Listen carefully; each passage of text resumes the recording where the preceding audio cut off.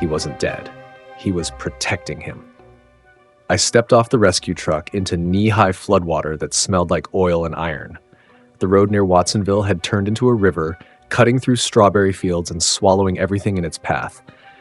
Power lines sagged dangerously above, and ahead, where the current had begun to slow, something caught my eye. A large golden Labrador lay motionless in a shallow swirl of muddy water. At first, I thought he was just another casualty of the storm. His body was soaked, coated in silt and weeds, one ear flattened against the asphalt. But then I saw the tiny white shape tucked beneath his ribs. A puppy, pressed to the wet ground, trembling, barely breathing. A German Shepherd puppy, maybe 3 months old, his fur matted with hay and grime. He wasn't crying. He wasn't barking. Just hiding, curled so tightly under the Labrador's chest that I almost missed him. I splashed closer, shouting over my shoulder, "I've got 2! One alive for sure." But then the Labrador stirred. His chest lifted, slow, shallow, but steady. His eyes opened just enough to see me. Not to beg, not to move. Just to make sure I saw what he was doing. Shielding. I dropped to my knees in the water beside them, my hands shaking as I reached to touch the lab. He didn't flinch, didn't growl. He just let out this soft, guttural sigh, as if he'd been holding on until help arrived.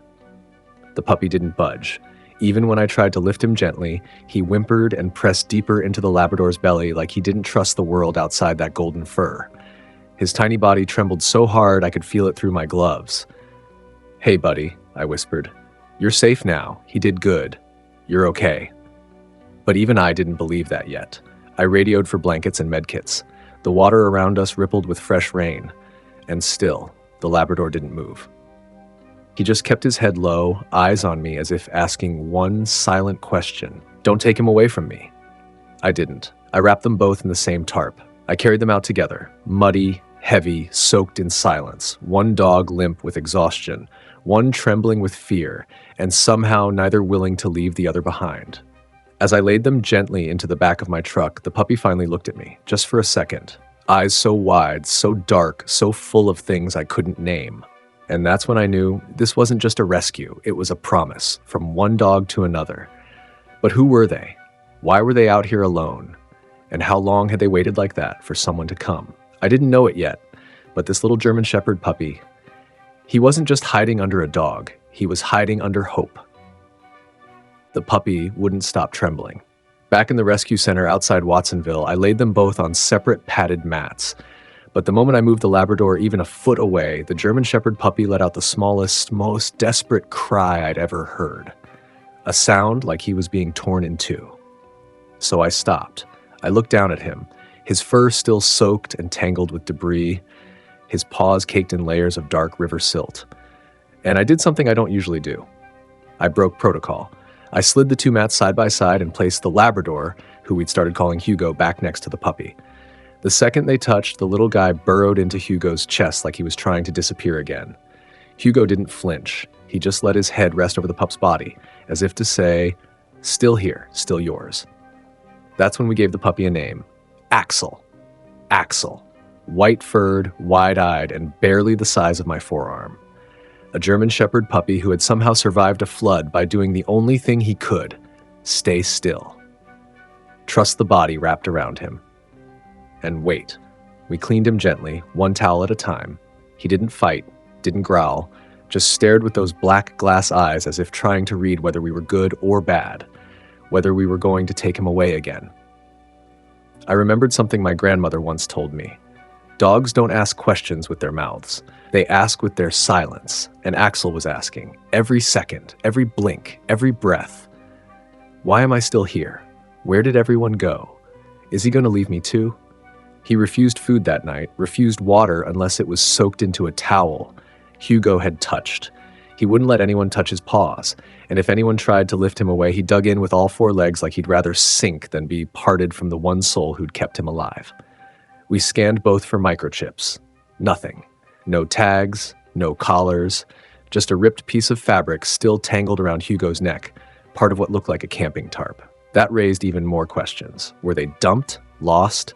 Survivors of something worse than the flood? I sat with them long past midnight, though the sky outside was still pale and hazy with California daylight. I had my notebook in hand, but I couldn't write a single word. Instead, I just watched. Watched a wounded Labrador refusing to sleep unless his nose touched the side of that trembling pup. Watched a German Shepherd puppy who refused to let his eyelids close unless he felt the heartbeat of the only creature he trusted.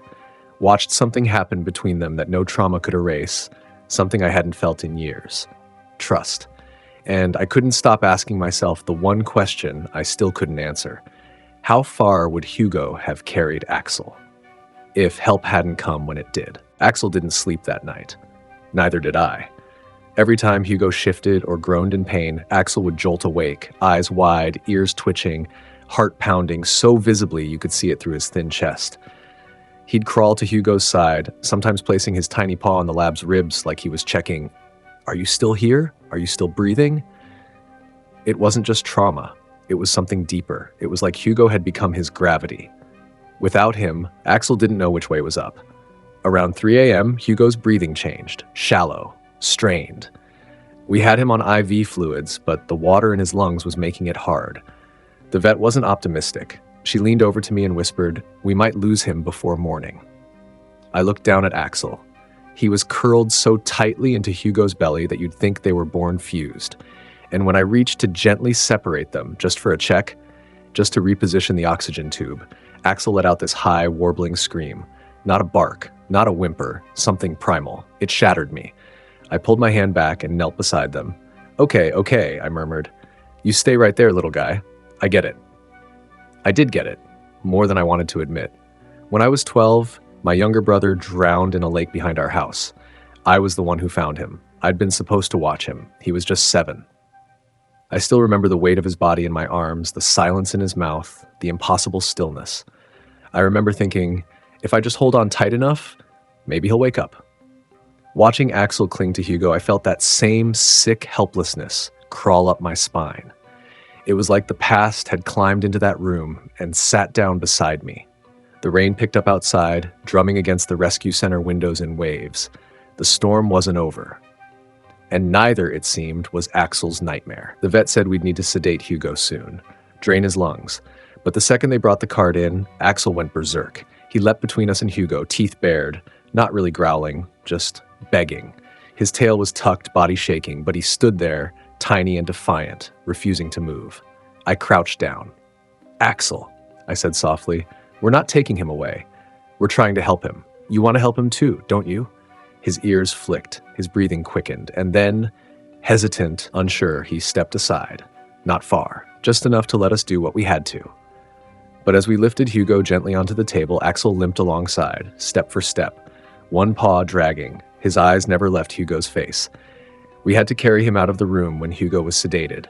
He clawed at the door the entire time, his tiny white body trembling like a leaf about to break loose in the wind. And I swear to you, when Hugo closed his eyes on that table, Axel stopped breathing. Just for a second, but long enough to feel like the world cracked open again. And in that moment, I realized something terrifying. If Hugo didn't wake up, we might lose Axel too. For the next 3 hours, Axel sat motionless by the door. Not asleep, not curled up, just sitting, back straight, ears tilted forward, his nose pressed against the tiny gap under the exam room door where Hugo had vanished. He didn't blink, didn't flinch. He was guarding it like a soldier waiting for a commander to return from war. The room behind the door was silent. Inside, Hugo was under sedation. His vitals were holding, but barely. The fluid from his lungs had been thick, mud brown, mixed with debris. The vet said she'd never seen a dog survive with so much water inside. "He must have stayed in that flood for hours," she murmured. "Maybe longer, just laying there, waiting. Waiting for what?" I looked back at Axel. His white fur had dried into stiff, jagged clumps. He still wouldn't eat, though we tried warm broth, crushed kibble, even bits of boiled chicken. He sniffed at nothing. No tail wags, no whines, just that awful stillness. I'd seen that look in humans. Veterans, survivors, kids pulled from fires. It was the look of someone who hadn't made it out all the way, who left part of themselves behind. I pulled a chair next to him and sat in silence. "I don't know if he's going to make it," I said quietly, even though I knew Axel wouldn't understand the words.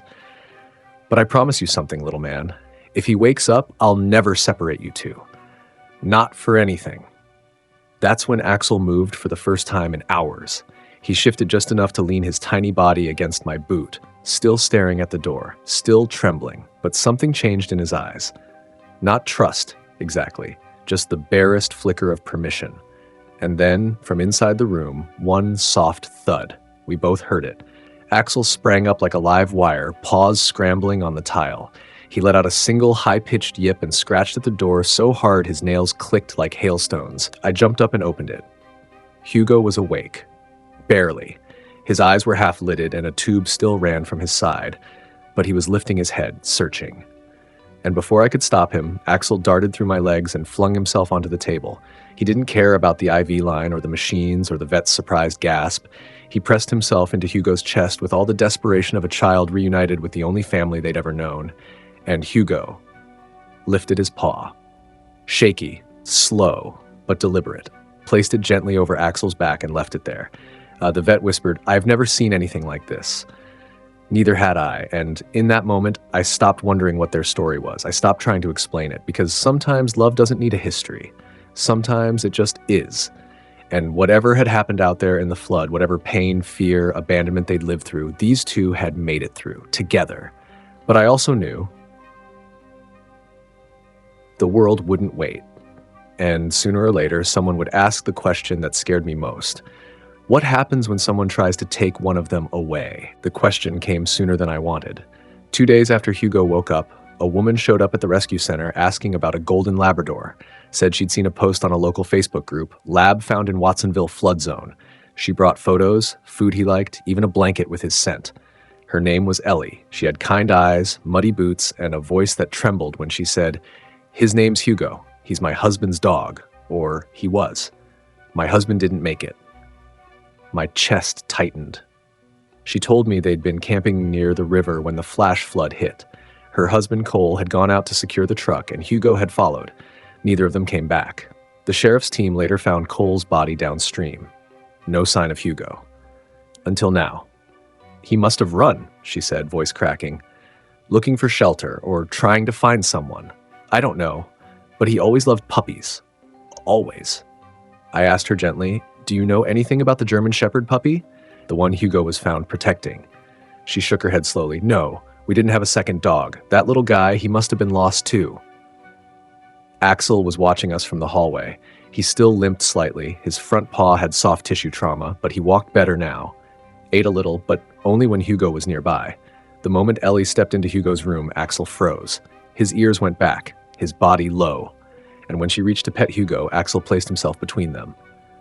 "No, sweetie," Ellie said softly, kneeling down. "I'm not here to hurt him, I promise." Axel didn't move, not aggressive, not growling, just resolute. A wall of soft white fur and silent fear. Ellie looked up at me. "He won't let me near him." "It's not you," I said. "It's anyone. He thinks Hugo is all he has left."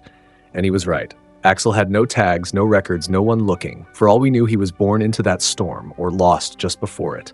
Maybe someone had left him behind. Maybe worse.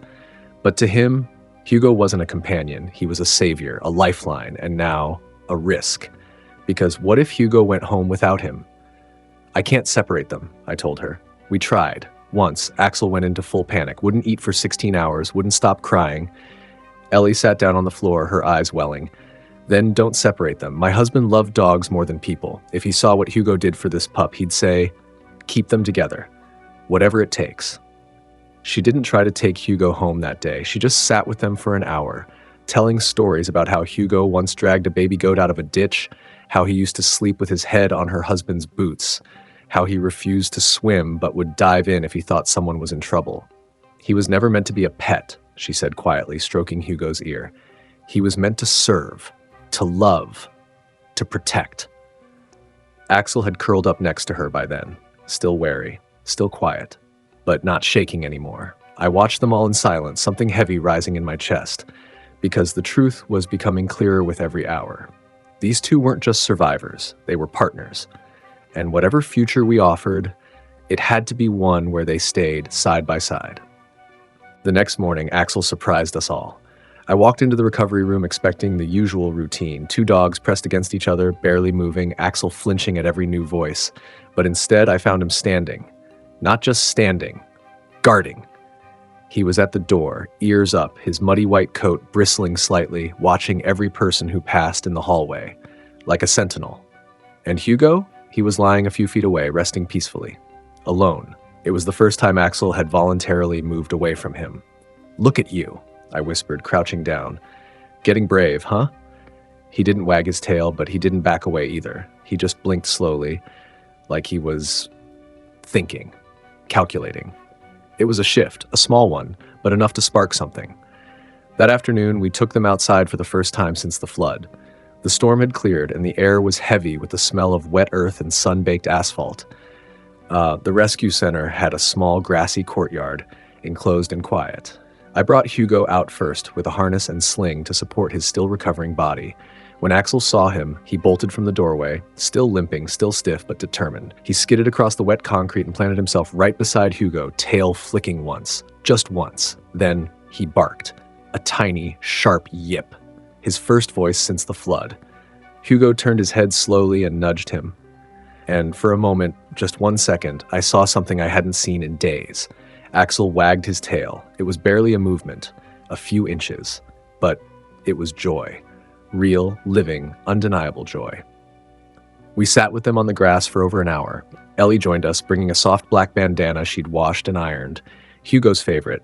He used to wear it every day on walks with her husband. She knelt down and gently tied it around his neck. Axel watched closely.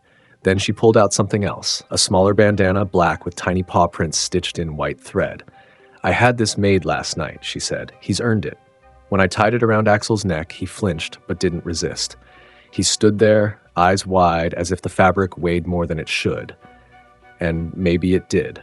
Because that bandana wasn't just cloth, it was armor, identity, a sign that he belonged. We didn't need to say it aloud, but in that moment, something unspoken became clear to everyone watching. They were no longer victims, they were becoming a team. But then came the call. The local fire department had heard about Hugo, about the flood, about the puppy he protected, and they had a question that changed everything.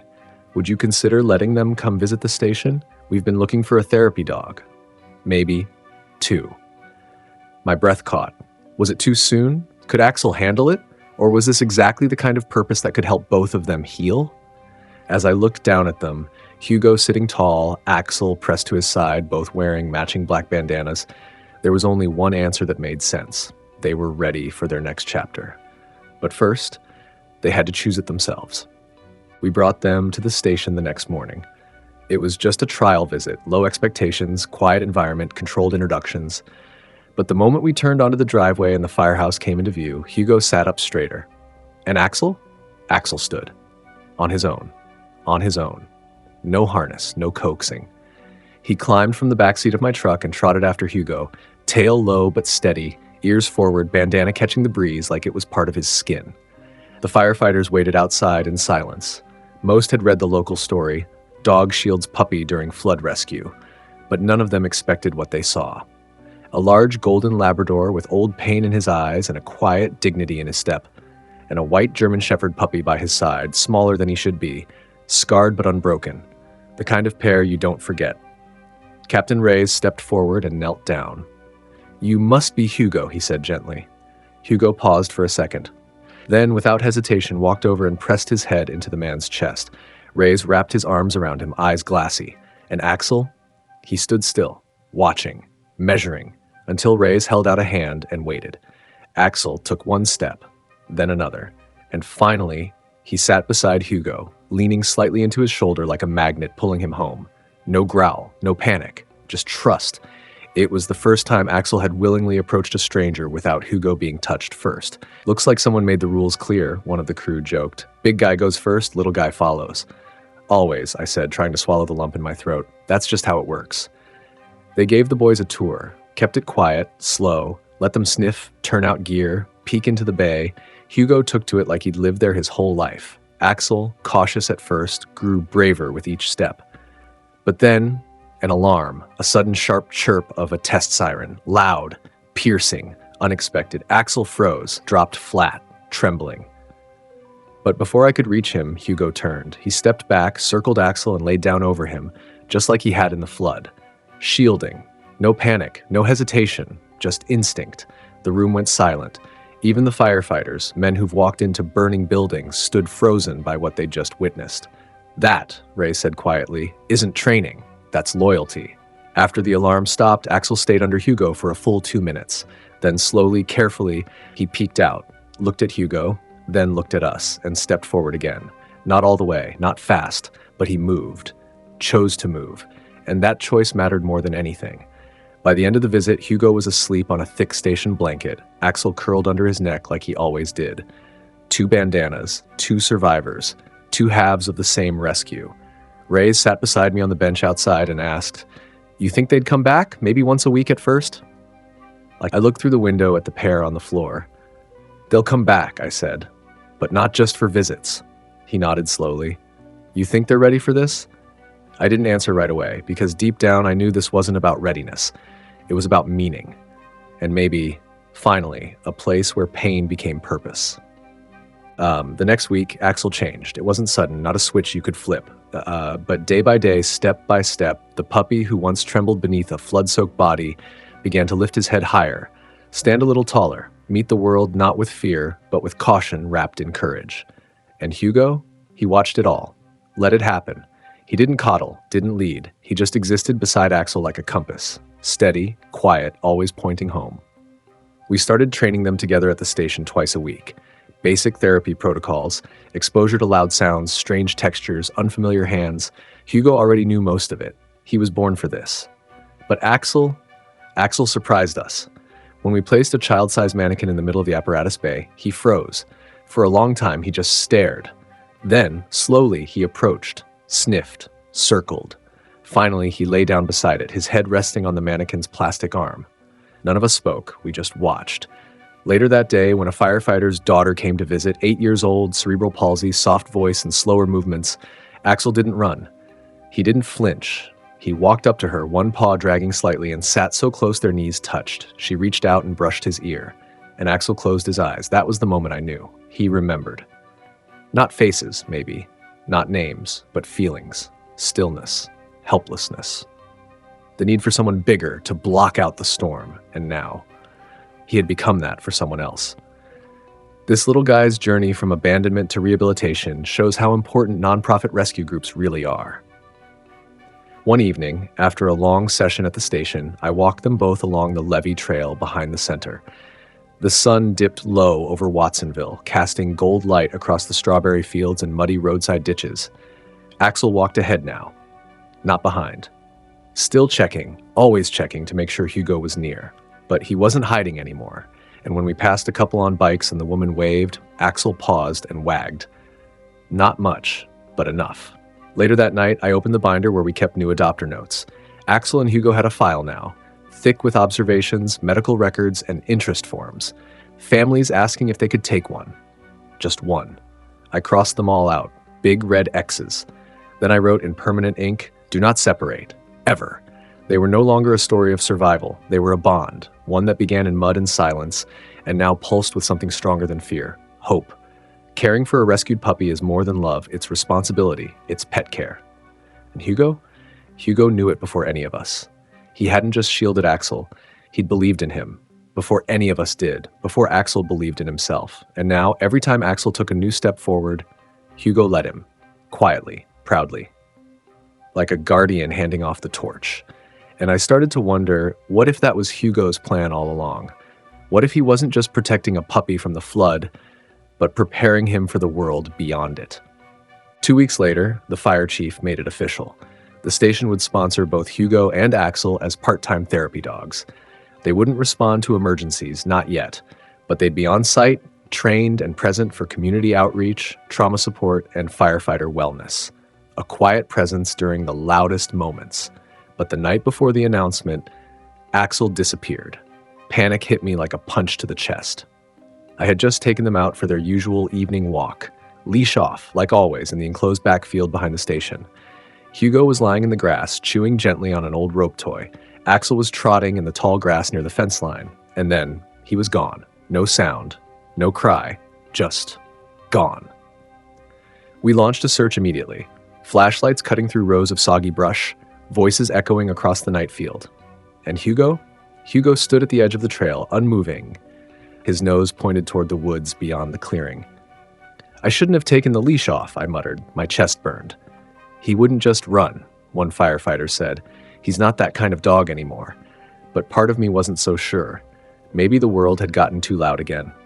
Maybe one sound, one memory, one smell had pulled Axel back into a place none of us could reach. An hour passed. Then another. And then, from the edge of the trees, I saw him. Axel stood still in the shadow of a fallen oak, backlit by our lights.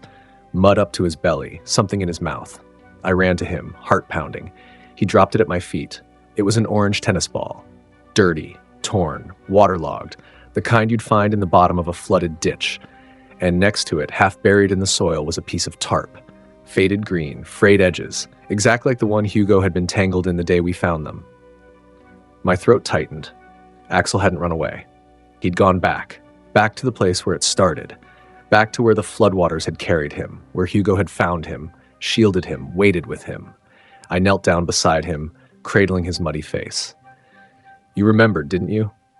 He didn't answer, of course, just leaned into my chest and let out the quietest breath. Not fear, not panic. Peace.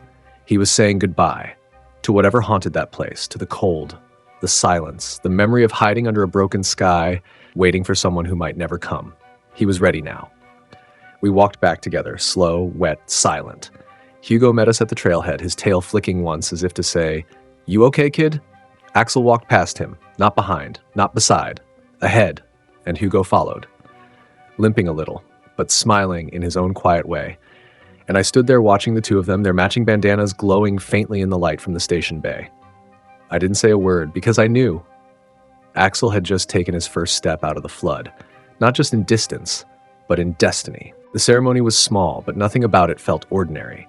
We cleared the main apparatus bay, rolled out the thick black mat used for recruit graduations, and lined the walls with the off-duty crew, their families, and a few local kids who had read about Axel and Hugo in the newspaper. 2 folding chairs sat up front, one for Hugo, one for Axel. But they didn't sit. They stood, side by side, as Captain Ray stepped forward with 2 firehouse vests. One was large, black, with a Velcro patch that read Hugo, support dog. The other was smaller, lined in soft gray, and read Axel, junior support dog. The moment Reyes kneeled to place the vest on Axel, I held my breath. The German Shepherd puppy didn't move. He let Reyes fasten the buckles gently around his chest, his snowy white fur peeking out beneath the fabric. He looked up once, toward Hugo, and then straight ahead at the group of firefighters watching in silence. Then he sat, strong, still, proud. The room exploded in soft applause, and I felt it, deep in my bones, that something had changed. This wasn't the same puppy I had pulled from under a motionless lab in the mud. This was someone new, someone who had carried fear, survived it, and transformed it into trust. But then happened. The door at the back of the room opened slightly, and a young boy stepped in. His name was Mateo, 9 years old. His family had lost their home in the same flood that nearly took Hugo and Axel. He hadn't spoken since. When he saw the dogs, his face lit up with something I hadn't seen in any kid his age. Hope that didn't feel forced. We all watched as Mateo walked quietly toward them, hands trembling slightly. His mom stood frozen in the doorway, whispering, "He hasn't touched a dog since it happened." Axel saw him first. He took 2 slow steps forward, then stopped, sat, waited. Mateo reached out, and Axel didn't flinch. The boy's hand landed on Axel's head, gently brushing back one floppy ear. Axel leaned into him, his tail giving a single thump. And then Hugo joined. He stepped to the boy's other side and lay down with a groan, placing his head on the child's shoe like it was the most natural thing in the world. Mateo dropped to his knees and whispered, "Thank you." The first word he'd spoken in over a week. No one moved. No one breathed. Even Reyes wiped his face discreetly. I crouched nearby, my chest so full I thought I might break from the inside out. Axel wasn't just healing. He was healing others. This little German Shepherd puppy, abandoned, buried in mud and silence, had become a source of comfort, a soft place to land, a reason for someone else to try again.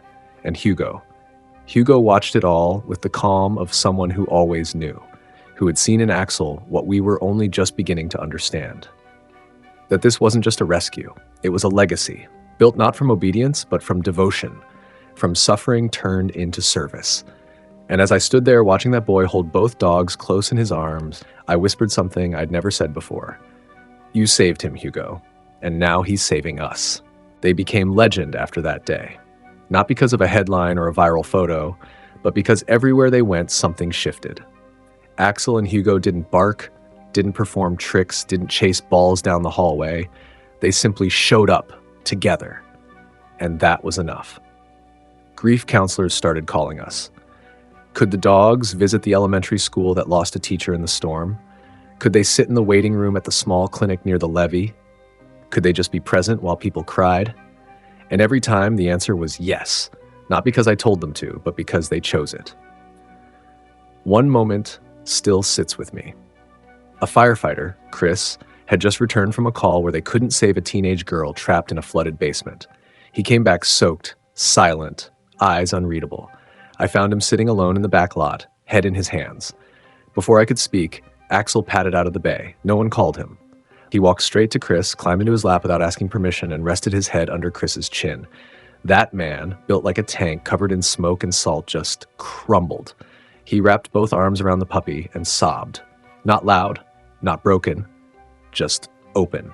And Hugo stood a few feet away, watching, guarding, allowing Axel to lead this time. It was then that I understood. Hugo wasn't stepping back because he was tired.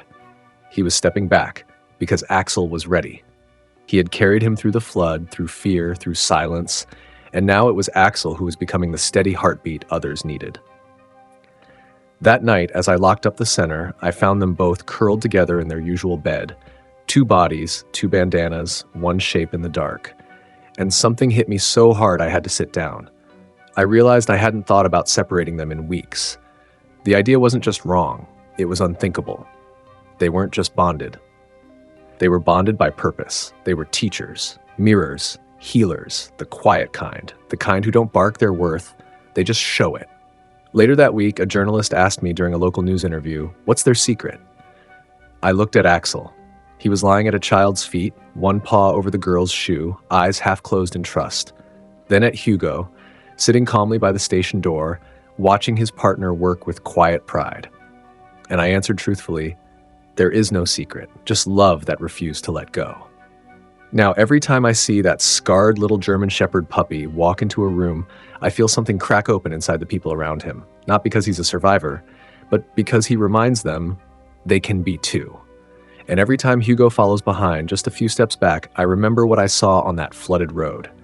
Not a rescue, a vow, one that began in silence and changed everything. Some stories begin with tragedy. This one began with devotion, a Labrador lying motionless in floodwater, a German Shepherd puppy hidden beneath him, trembling, waiting, not for rescue, for permission to live. And somehow from that moment, muddy, broken, almost too late, they rose, together. I still don't know where Axel came from. We never found his people, never got a call, never received a single inquiry. It's as if the storm carved him from the river itself and delivered him straight into Hugo's care. But maybe that's what this story is really about. Not bloodlines, not background, but the bond that forms when the world gives up and someone chooses to stay. Today, Axel and Hugo serve side by side as therapy dogs at our Watsonville fire station. They walk through grief with strangers, sit beside children who don't know how to speak, comfort firefighters who carry things they can't put into words. They don't wear capes, just matching black bandanas, one with paw prints, one with memory. And they've never been apart. Not once, not for a minute. Because caring for a rescued puppy is more than love, it's responsibility, it's pet care. And because sometimes the ones we rescue us right back. This little guy's journey from abandonment to rehabilitation shows how important nonprofit rescue groups really are. So if Axel and Hugo touched your heart, please share their story. Every view helps a shelter get noticed. Every comment spreads awareness. Every share might lead to the next dog who just needs someone to wait for them. Join our brave Paws family. Be their voice. Be their hope.